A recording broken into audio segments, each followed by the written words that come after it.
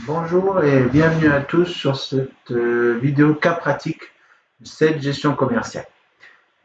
Aujourd'hui, je vais vous montrer en quelques minutes en fait comment à partir de la gestion commerciale, vous allez imprimer un bon de livraison en PDF avec automatiquement le détail du reliquat de commande lié à cette livraison. Voilà, ce qui permet de savoir ce qui n'a pas encore été expédié et informer le client de la prochaine date de livraison. Vous allez aussi découvrir comment joindre en automatique en fait les fiches techniques ou les images ou les documents on va dire que vous aurez pu rattacher à vos articles et le tout prêt à être envoyé par mail. Voilà. Pour ça, je m'appuie sur aujourd'hui dans mon exemple la gestion commerciale Sedge, le module TAI en fait qui nous permet de traiter en automatique les impressions. D'accord. Pour ceux qui ne connaissent pas, je fais une petite parenthèse technique. Voilà, c'est un module en fait qui nous permet en fait de faire de capter on va dire des informations au niveau du flux d'impression et de générer différentes actions. D'accord. Comme le dit Claude si bien, c'est le couteau suisse des impressions. Voilà. Donc ça, c'était pour la petite parenthèse technique. Pardon, il y a aussi du coup pour avoir des impressions, on va dire, beaucoup plus puissantes que les mises en page standard, je m'appuie du coup sur des impressions Crystal Report qui nous permettent de faire en fait beaucoup plus de règles, beaucoup plus de gestion et beaucoup plus de formules que la mise en page standard. Voilà. Donc, sans trop attendre, je vais vous montrer en image ce que je raconte. Donc, ça veut dire quoi? Ça veut dire que dans mon portefeuille de commandes, je vais prendre une commande. Cette commande-là, j'ai différents articles à l'intérieur et pour certains articles, j'ai des pièces jointes. D'accord. Donc là, en l'occurrence, j'ai le certificat lié à mon ensemble montré or. D'accord.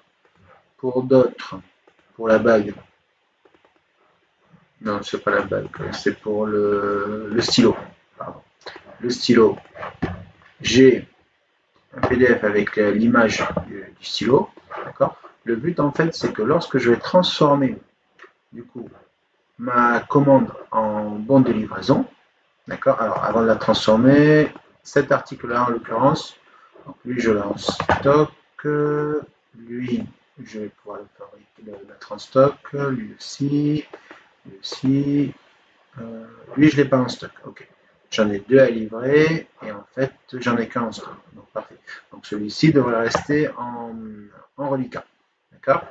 Donc, ce que je vais faire, c'est que je vais transformer ma commande en bon de livraison. Donc il me dit ok, mon article est un bar, c'est ce qu'on disait en live tout à l'heure, il n'a pas assez. Sur les deux commandés, je peux en livrer qu'un, donc je vais en générer un en reliquat. J'ai dit oui.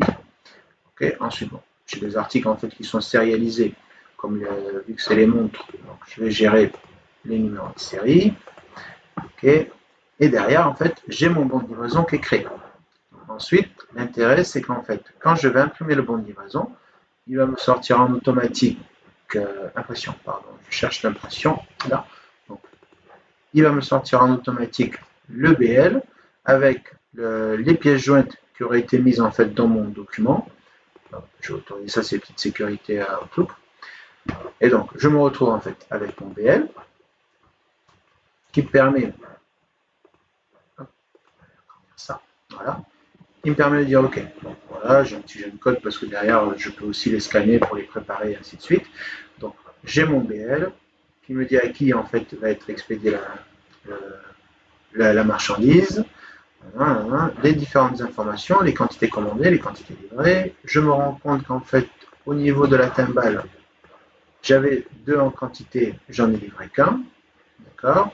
Et du coup, j'ai un petit pavé en fait qui apparaît en bas du document me disant ok, ben, concernant ce bon de livraison 23 à aujourd'hui, vous avez en fait pour l'article, pour le bon de commande 14. Alors si j'en avais plusieurs, j'aurais un bloc par bon de commande.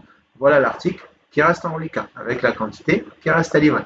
Ce qui me permet de savoir du coup que je vais avoir une prochaine date de livraison en fonction de ce que j'aurais mis dans ma commande. Okay, donc ça c'est déjà le premier point.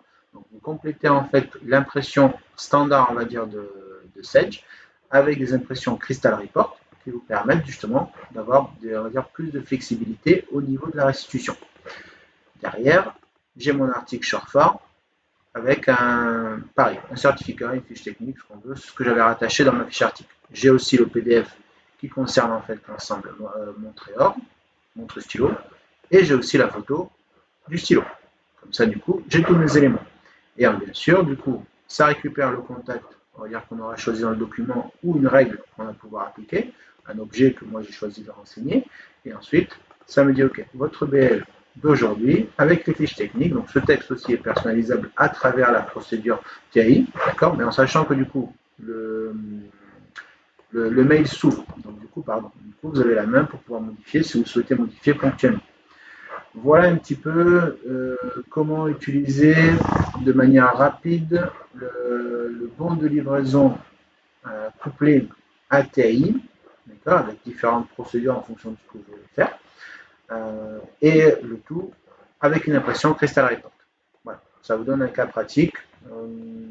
Alors, c'est mon premier cas pratique en vidéo. Voilà. Peut-être que j'en ferai d'autres sûrement. Donc, si vous avez des idées, des suggestions, ne pas hésiter à me les faire parvenir soit par commentaire, soit directement sur le formulaire du site www.fit-concept.fr. Voilà, bonne fin de journée à tous et bonne continuation. Au revoir.